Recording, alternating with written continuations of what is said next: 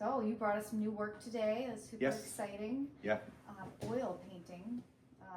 You've done a lot of oil painting in the past, but I think we mostly know you for pastel. Correct. Yeah. Are you transitioning, or are you just? I'm exploring a little bit more in oils. I would say 3 or 4 years ago, I was about 95% pastel. Mm-hmm. I'd say now I'm still about 75% pastel.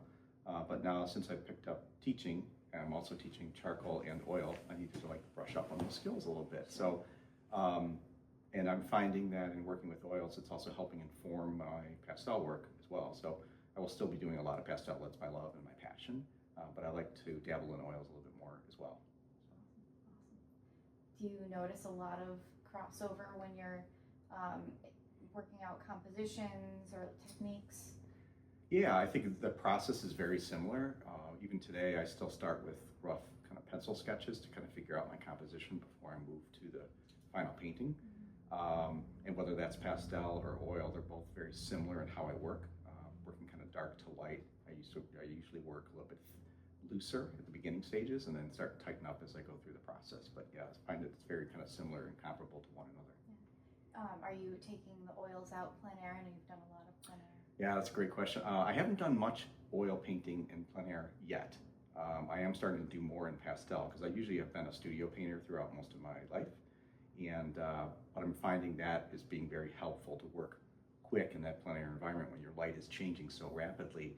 It helps me to capture that, and then I bring those kind of ideas and thoughts as I go back into the studio and either finish up the painting or use that painting that I did in plein air as a reference for sometimes a larger painting. But yeah, right now it's been mostly pastel in the plein air, but I'll probably dabble in oils this summer outside. Yeah. Do you have any like places you're wanting to depict or any inspiration that's? Yeah, one of the places I like to go to often is a place called the Morton Arboretum, and it's one that I've probably painted in all seasons there, especially in winter. And I always like to kind of see what unfolds every year because there's always something new that happens there. But I'm also looking forward to painting out west. I've been invited to be a guest artist out at an art experience event at Broadmoor Resort in Colorado Springs this 4th of July weekend. So I'm looking forward to kind of getting some sketches and prepping for that experience as well. Tell me about some of the nuances in your oil versus pastel journey. Sure. I would say the process is similar as far as kind of, again, working dark to light and that, but I find myself still working about 3 times as fast in pastel than I am in oil, because with pastel, you know, if I'm looking for a particular color, I reach for a stick of color that's in front of me. I have hundreds of pieces of pastel in front of me. So it's easier to make that decision. And I don't have to worry about mixing time and drying time either. I can do a pastel painting in one sitting versus oils oftentimes, unless I'm working wet on wet, it's usually a staged process where I have layers that dry and I move back to it. But I do like the immediacy of pastels. I always love the mixing of oils as well, but there's something that's a little bit more refreshing when you're reaching for the stick of pastel and just moving things through. I also like the flexibility of the medium of pastel. It's very, it gives me a lot of versatility in how I work with the medium. I can build up layers, I can scrape things down pretty easily, I can restart. It's just a fun process in working with different types of substrates where some are more sanded tooth, some are a little bit softer on the surface. But you know, I can work again pretty rapidly within the pastel medium. Yeah. Well, and the colors that you achieve with pastels are really incredible. You know, I feel like a lot of people think of pastels as these sort of like soft, simple. Absolutely. And you really achieve incredible light and depth. Yeah, thank you. I appreciate that. And I think a lot of that has to do with what I kind of refer to as the setup for it. Oftentimes I'll have a little bit more neutral colors working around those areas where it's big pops of color. And if you had that pop of color everywhere, then it wouldn't be a pop of color. It would just, you know, kind of fall down. So I think about that as I work through how I want the composition to be portrayed and how I want people to kind of take it in. So yeah, it's just a lot of fun through that process and working those neutrals against some of those pops of color. Do you ever feel like when you're doing this color exploration in your composition, do you feel like you're changing the conversation? Are you changing the mood? Are you saying something different? Sure. Yeah, and that's a great question. I think what I typically do is when I'm out exploring in nature, I take a lot of photos and I use those as reference, and oftentimes I'll go back through those before I start the painting and kind of figure out what I really want to do. What's the message I want to convey here? What grabbed me in that initial photo? And as I start sketching and thinking about bringing that photo to life, I do think a lot about the experiences I had on that particular day, what the weather was like, temperature, breeze, just the overall feeling I have. And I try to convey that through my painting. And I start again with the initial sketches, but I oftentimes write notes to myself on the side of the sketch saying, what I want to accomplish out of this. So I think about the mood, and I think about the texture and the composition, and I oftentimes reference those things as I'm painting to be sure that I'm still being true to my initial concept and what I want to convey to the viewer. Sometimes things end up naturally evolving and getting a little bit moodier, if you will, have a little bit more atmosphere than maybe the original photo showed.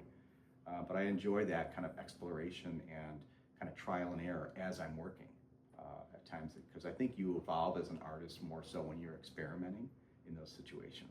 You've been doing more teaching too recently. Are you how do you convey that kind of process to your students? Yeah, I've been teaching now for about 8 or 9 months, and really enjoy the concept of kind of giving back to others and kind of what I see in them when they start to get excited about art. So I talk a lot about process, and sometimes I'll bring in a painting that I'm in process working on just to kind of show them. And oftentimes, as I'm working with them, whether they're in oils or pastel, I'll do a little demonstration next to them if they're trying to work through a particular area of a painting and they're having some challenges with it. I say, all right, first I always like to ask them, so what do you think you need to do? Put the onus on them a little bit, get them to problem solve. But then oftentimes we'll work together on kind of figuring out how, if it's oils, how do you mix to that color? And we talk about the issues with paint in terms of making sure you have light and dark going on and it's working well together. I always have them ask questions like, when you're looking at this image, do you feel like it's too light or too dark? Is it too warm or too cool? So it's always a series of questions, and then trying to answer those questions. That's how you end up resolving your problems. It's incredible taking something that is 3D, like in the forest, and then putting it on a piece of paper or a canvas. I imagine there's an awful lot of problem solving. Yeah, absolutely. And again, I always reference photography when I'm talking to my students as well, because as I said, you got to remember that photography lies, right? There's oftentimes you lose a lot of information in the shadows, or in the highlights, things get burned out. So you have to always visually observe what's really happening in nature when I'm talking about landscape paintings, obviously.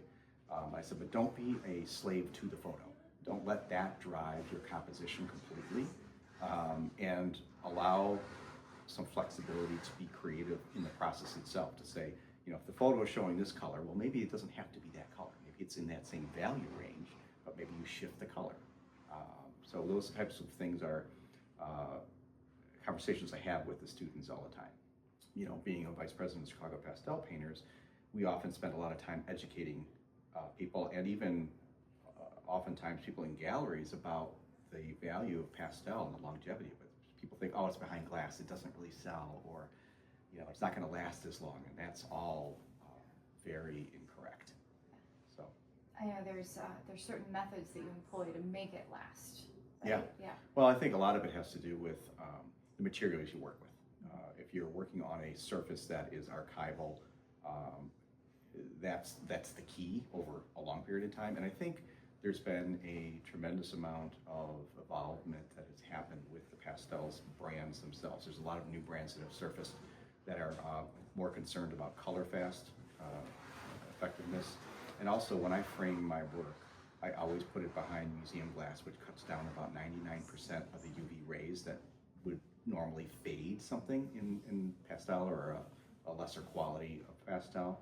But between that and then also in that museum glass, it cuts down a lot of the reflection. There's a lot of times people who look at a pastel painting and they're saying, oh, there's no, it's not even, there's no glass on it. Yeah. I'm like, yes, it does. Look at it. If you see it in a certain light, you can kind of see that little green kind of tint to it. It's true. When we're hanging your work in the gallery, sometimes we're like, oh, and there's one of his oil paintings. Oh wait, That's oh no, that is pastel. Yeah.